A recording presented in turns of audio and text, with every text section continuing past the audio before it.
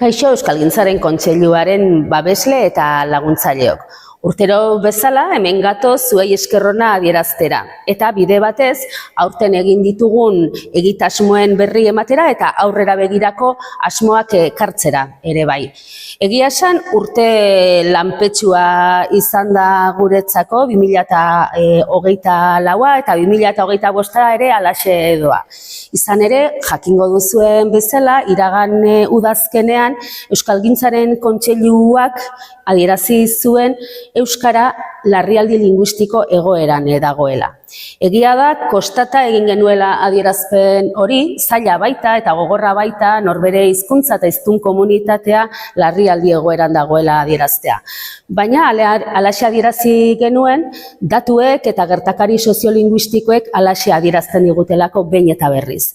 Era berean, argi utzi nahi izan genuen, larrialdian gaudela esateak ez duela lantururako gonbidapen bat izan nahi, baizik eta indarraldi edo pizkunde berri baterako lehendabiziko urratsa.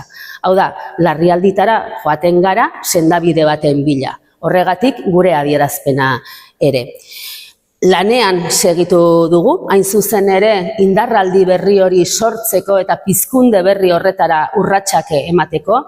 Hainbat ekimen eraman ditugu aurrera, hizkuntz politikari lotuak beti ere, esate baterako harrera linguistikoari buruzko jardunaldiak egin ditugu, zaintza sektorean honen inguruan gertatzen ari diren berritasun eta premiei erantzutekoak ere bai, eremu sozioekonomikoaren lanketari ere berariaz ekin diogu, helduen euskalduntza alfabetatzea behar duen bilakaera ere presente dugu.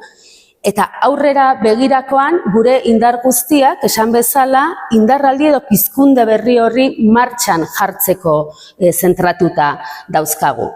Batuz aldatu ekimena da horretarako daukagun tresna indartsuenetako bat, 2021 110 eragilek bat egin zuten euskararen inguruko itun politiko berri baterako oinarriak jartzeko, itun sozial berri baterako oinarriak jartzeko, ezagutzaren unibertsalizazioa eta erabilerarako baldintzak sortzea oinarri, eta horren bilakaera eta garapena lantzen aritu gara azken hilabeteotan talde eragile batekin.